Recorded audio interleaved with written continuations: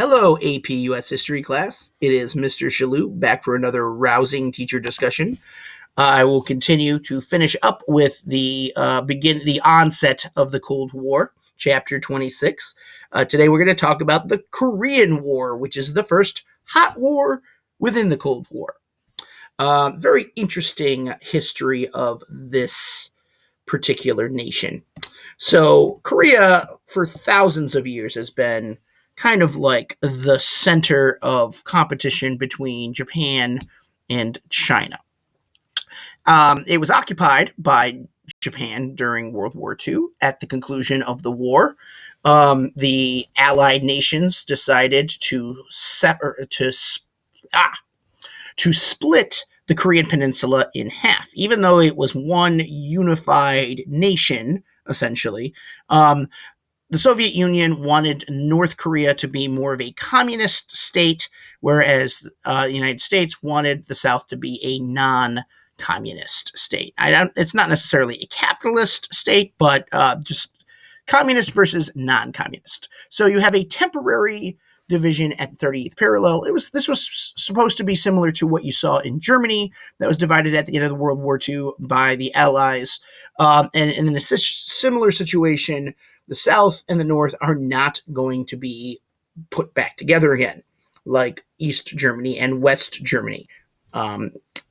So this did not sit well with the Korean people, especially both sides, really, but the North especially did not like having a democratic, non-communist state to the South. So with the assistance of the Soviet Union, the North is going to invade South Korea about 5 years into this experiment in 1950.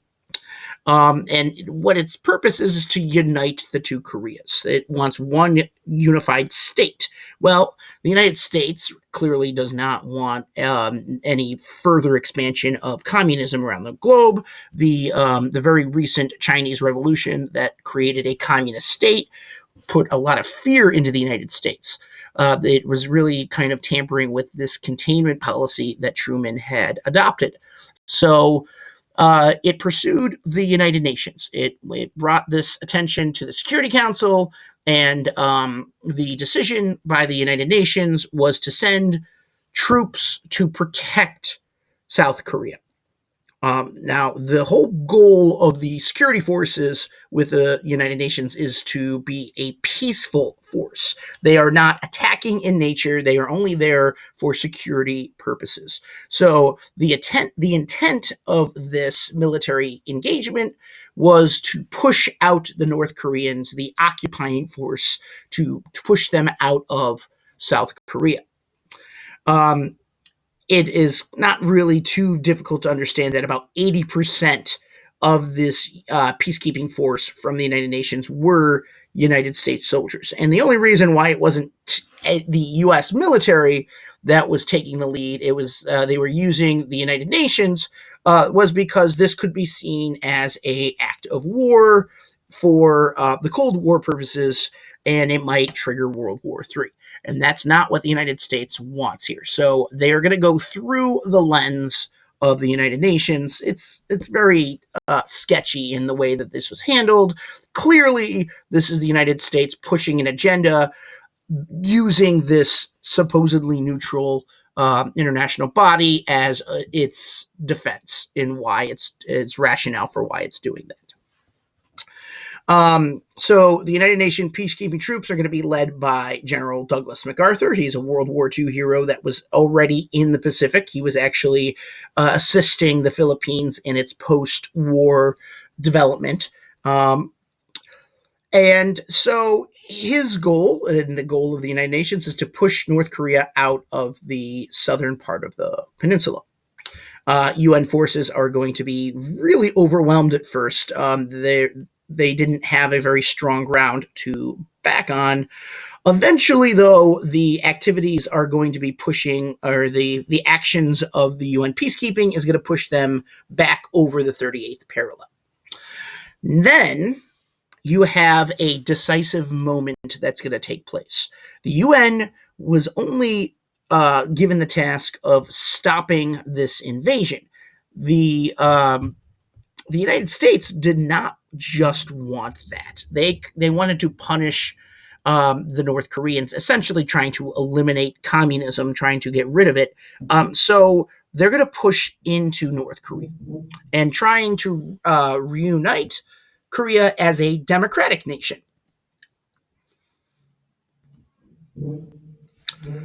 Well, this was not the original intent of the peacekeeping forces. So this is going to gather the attention of the newly communist country of China.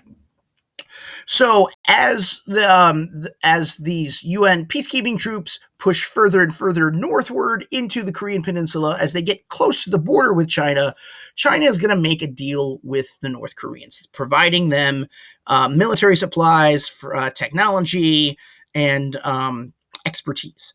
And so this new introduction of communist China into the fold is really going to kind of change the balance of power within, once again, another turning point in early engagements of the Korean War.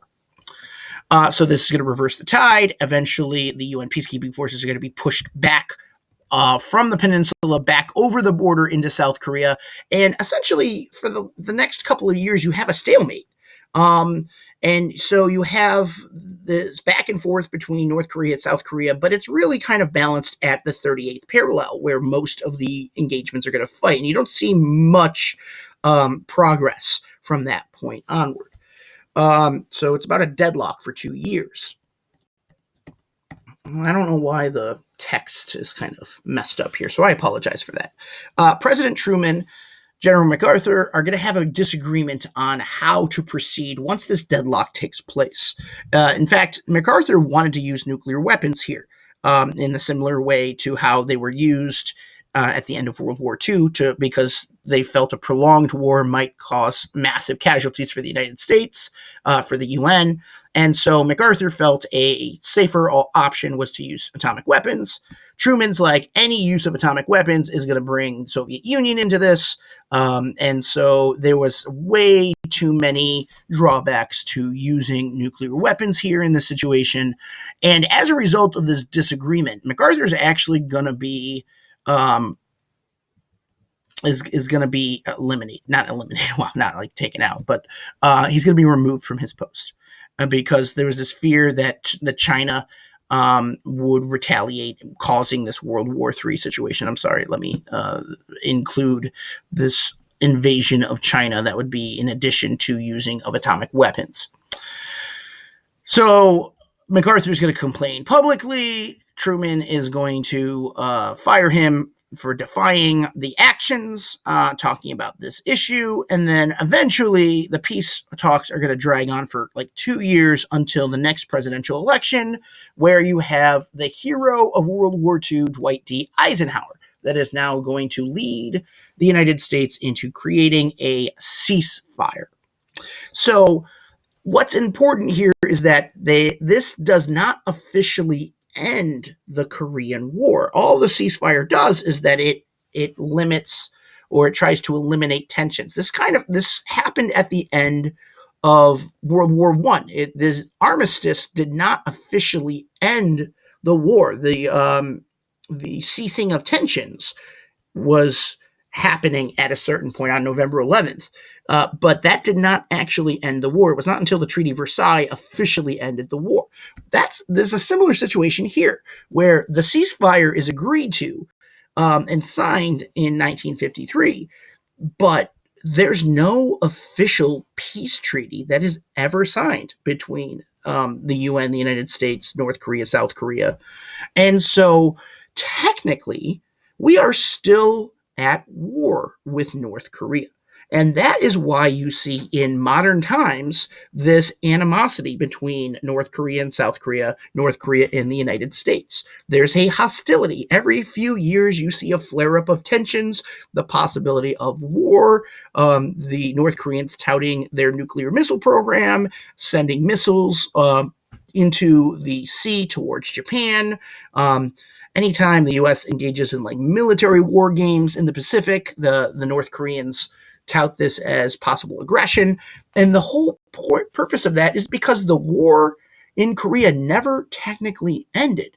And the border between North Korea and South Korea is the most heavily defended border on the planet. It's officially called the demilitarized zone, but this demilitarized zone is probably the most militarized zone of international boundaries between any countries on the planet. That's where we've seen basically no changes between North Korea and South Korea since the end of the Korean War. They are not a unified country. There has been attempts many times to try to reconciliate the North and South Koreans. Technically, there's many people alive that were around before the division. And so you have family members on both sides of North Korea and South Korea that have always longed for this reunification. But the reality is, hopefully, we're probably not hopefully, but we're probably not going to see until the Kim regime is taken out. But we're probably not going to see any reconciliation between North and South Korea. You could see kind of the progress here at the very beginning of the war, the 38th parallel. End of the war, you can see pretty much the dividing line between North and South Korea is at that 38th parallel. Very little change throughout the course of the war. You had a lot of action very early on, and then for the remaining few years, you really didn't see much of a change that took place. So the last thing that I want to talk about, it's not actually the Korean War. It's about how America is going to respond to this growing tension within the Cold War. Korea never would have been an issue if not for the Soviet Union pushing their communist agenda. They're not heavily involved in the Korean War, but their actions and how China is going to be influenced with their communist revolution, all of this Cold War tension is going to kind of spark the conflict that took place there in Korea. Well, here in the United States, there is a growing fear of communist espionage, spies infiltrating the U.S., trying to undermine the United States government. Very similar to like conspiracy theories today about Putin's Russia being involved in American affairs, like the U.S. election in 2016, and like how Russia is trying to kind of meddle and create a new Cold War with the United States. You see a similar type of feeling and hesitation after World War II in the beginning stages of the Cold War that there was espionage going on. So first, it was the development of the atomic bomb that the Soviet Union had in 1949. I mean, the only way they were really able to achieve that technology was by stealing the secretive information of the U.S. atomic weapon program. So clearly, information got passed from the United States to the Soviet Union. So that kind of triggered this fear, along with China becoming a communist country. Like having 1 billion people become communists overnight is kind of a severe situation for the U.S. A lot of growing fear there. Then you have a couple of cases where you have evidence of people in the United States selling secrets to the Russians. You have a guy named Alger Hiss that is documented to have been involved in espionage. And then you have the Rosenbergs. So the Rosenbergs, Ethel and Julian Rosenberg.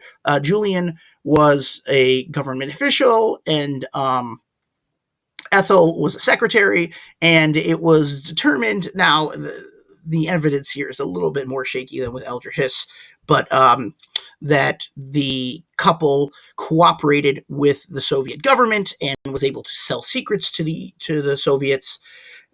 Julian most likely was involved in this. It's really difficult to tie Ethel to it, but no matter, they were both convicted of espionage, and they were actually executed for treason. They were put to death for this. So this was creating a mass hysteria within the United States as Soviet spies, as the infiltrating of communist agenda into the United States. along with the Cold War, the tensions from the Cold War, all led to this fear of communism spreading into the United States, compromising our national security. And you saw something very similar at the end of World War I. You had the first Red Scare. That Red Scare was more about socialism and the growing economic and government discord that was happening in Europe following World War I, especially in Italy and in Germany and in the Soviet Union, obviously. Well, this is really squarely going to be confined to this Red Scare Part 2 is going to mainly be a fear of the Soviet communism.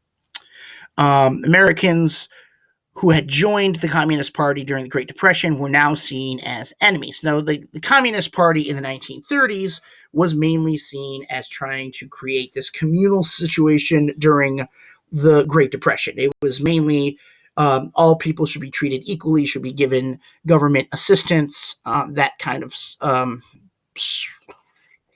communal assistance from the government, what we would call welfare, socialism in a way that making sure the government provided all the needs to the people that needed those things, kind of like Social Security, for example. By this time period, however, the fear of communism was growing in how the government would overwhelm people's lives, not just providing basic needs, but by controlling authoritatively in the same way that Stalin's Soviet Russia had kind of suppressed its people. So, like I said, with Julius and Ethel Rosenberg, they were seemingly ordinary citizens who were executed for providing secrets about the atomic bomb. Then you have Alger Hiss lying under oath about being part of a Soviet spy ring. And so, like, you have these fears that are eventually going to lead to probably one of the scariest moments in American history, the McCarthy hearings. This senator from Wisconsin, Joseph McCarthy, started accusing people within the government of being communists. He claimed he had this list of known associated communist members, leaders, and members of the Communist Party that were working within the U.S. government, trying to sell their information as spies to the Soviet Union.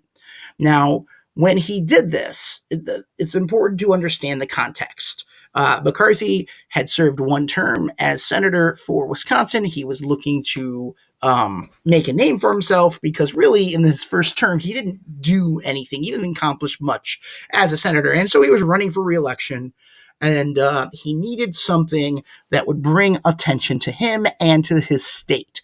So this accusation of having a list of known communists was what his claim to fame ended up being. This was his decision in how he was going to bring attention to himself and to make him easily reelectable. And it worked. He became incredibly influential, not only in his state, but in Congress as well. Now, the problem with this is that he had no proof. He wasn't actually involved. He created this list out of nothing. In fact, he wouldn't even show people who was on the list. He held up a piece of paper, and it was probably blank, but he held up the paper and made sure the press saw him talking about how he had this list of known communist officials. So it brought him a lot of attention and power, and so he started engaging in public hearings. We saw earlier this year you had public hearings with the impeachment trial. Well, this is a similar situation where you have the senators of the Intelligence Committee that are going to bring regular citizens in, people that are being accused. And most of these, if not all of these people, were falsely accused. They had no tying whatsoever. It was a way for people to get back through a vendetta or for revenge. If somebody had wronged them in the past, all they had to do was say, I know that this person's a communist. They would be put on that list. They would be asked to talk in front of these public hearings. And it was already assumed that they were guilty.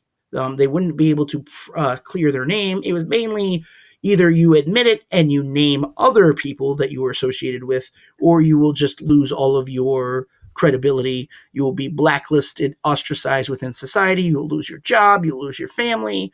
And so there was a lot of fear within people that you either cooperate, even if you're lying, you would still be able to maintain some sort of sense of freedom as long as you named names.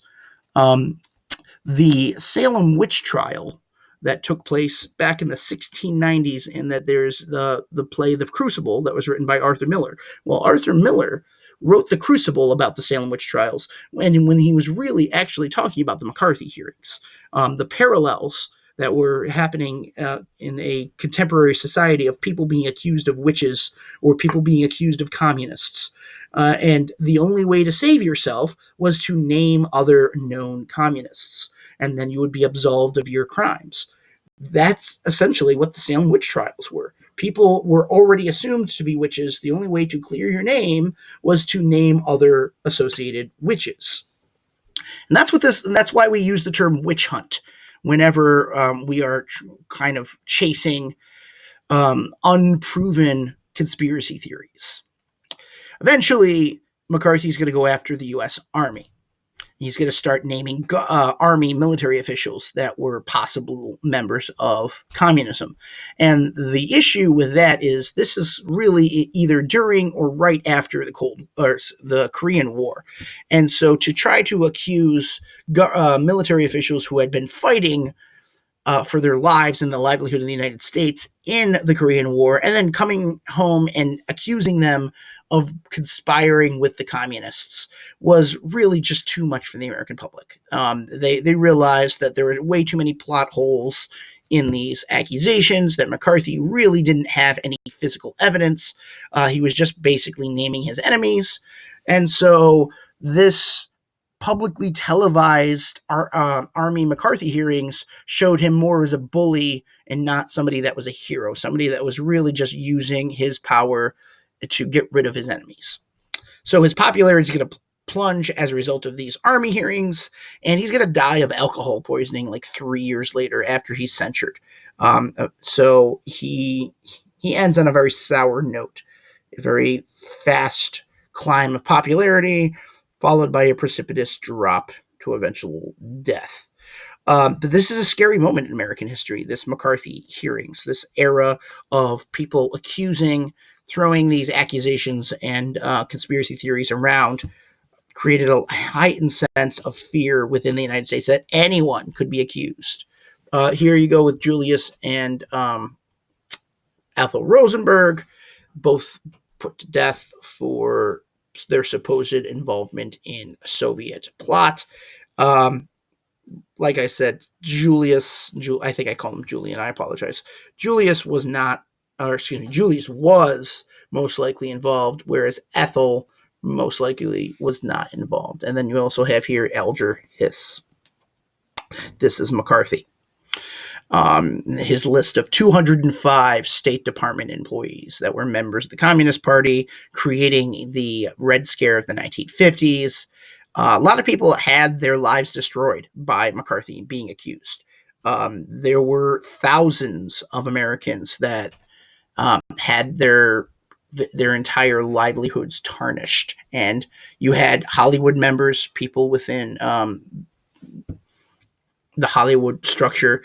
Most famously, you had Walt Disney that was able to accuse people, or he did accuse people that he had worked with within the industry. He used this pulpit to try to get rid of his supposed opponents in Hollywood.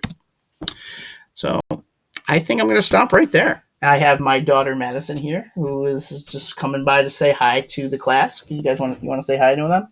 Yes. Hi. So she wanted to hear about the Red Scare with McCarthy. She heard Walt Disney and her head popped up. So thank you very much. No, what are you doing? I'm going to turn this up. I'm actually going to stop the video now. So thank you for listening to my TED Talk. Maddie, you want to say bye to everybody? Bye-bye. Well, I'm going to do another thing, though. You want to do another thing, though? Okay, we'll do a video next.